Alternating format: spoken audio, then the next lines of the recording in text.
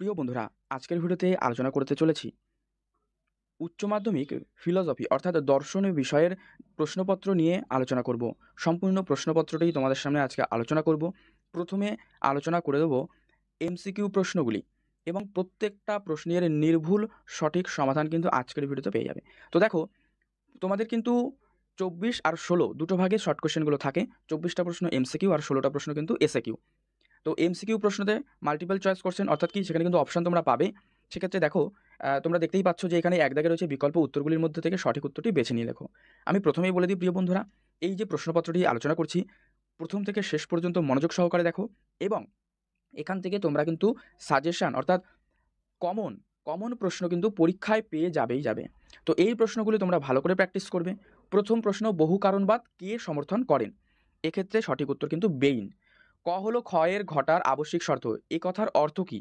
এটা কিন্তু যদি ক নয় তবে খ নয়, মানে অপশন এ সঠিক উত্তর। 3 নম্বর, আরোহের বস্তুগত ভিত্তি কি? দেখো, 3-এর উত্তর হবে কিন্তু এটা যে সি দাগেরটা সঠিক উত্তর হয়ে যাবে, যে পর্যবেক্ষণ এবং পরীক্ষণ। এটা কিন্তু সঠিক উত্তর হয়ে গেল। নেক্সট, 4 নম্বর, বিশেষ বিশেষ ঘটনার মাধ্যমে সামান্য নিয়মে উপনীত হওয়াই হলো আরোহ অনুমান। এটা বলেছেন কে? দেখো, এটা বলেছেন কিন্তু জয়েস।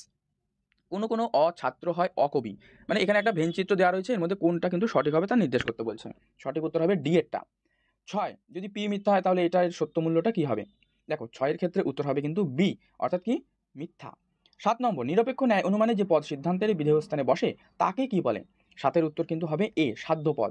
যদি পি তবে কিউ নয়, পি স্ল্যাশ দিয়ে অতএব দিয়ে কিউ নয়, মানে এই যে যুক্তির আকারটা, এটা কি? দেখো, এক্ষেত্রে 8-এর উত্তর হবে কিন্তু সি, যে এম পি। 9, উদ্দেশ্য এবং বিদেহ উভয় পদই অব্যাপ্য হয় কোন বচনে? দেখো, 9টা হবে কিন্তু বি বচনে, আই বচনে। যদি ই বচনটি মিথ্যা হয় তাহলে একই উদ্দেশ্য বিধেয়যুক্ত বচনটির সত্যমূল্য কি হবে? দেখো, সত্যমূল্য হয়ে যাবে কিন্তু 10 দাগে এ, অর্থাৎ কি বলতে চাইছে, যে সত্য। 11, ভাষায় প্রকাশিত অনুমানের আকারকে কি বলা হয়? 11-র উত্তর হবে এ, তার মানে কি, যুক্তি। বৈধতার প্রশ্নটি সম্বন্ধিত হলো, এটা হবে কিন্তু অবরোহ যুক্তির সঙ্গে। 13 নম্বরে দেখো, একটা পূর্ববর্তী ঘটনা এবং অনুবর্তী ঘটনা দেওয়া রয়েছে, এক্ষেত্রে সঠিক উত্তর হয়ে যাবে কিন্তু 13 দাগের এ, অর্থাৎ অন্যই পদ্ধতি।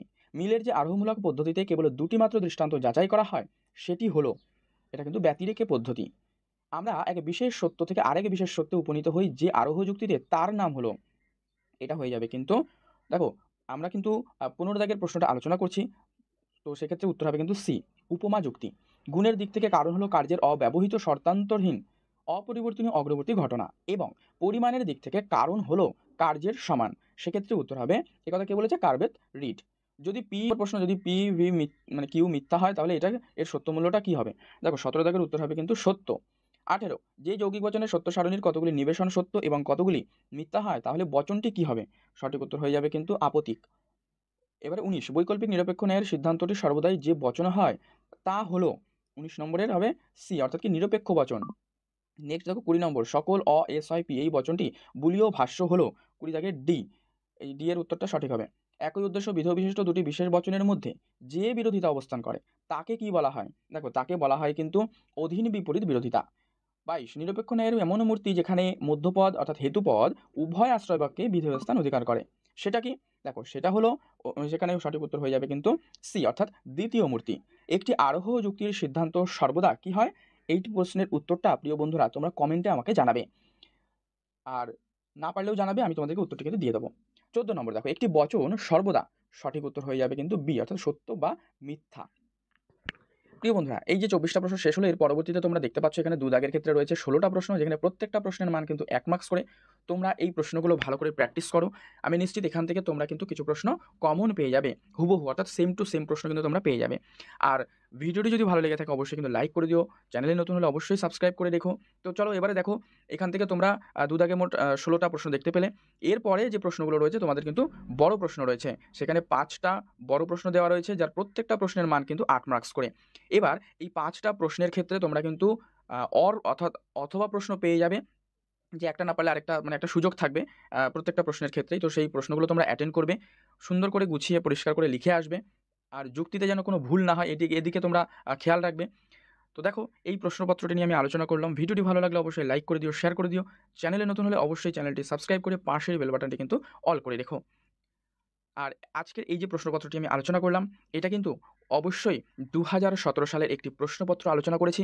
তো তোমরা এই প্রশ্নপত্রটি প্র্যাকটিস করো। প্রিভিয়াস ইয়ার প্রশ্নপত্র প্র্যাকটিস করলে কিন্তু কমন প্রশ্ন অনেক পাওয়া যায়। তাই অতি অবশ্যই এই প্রশ্নগুলো তোমরা ভালো করে প্র্যাকটিস করবে। Thank you.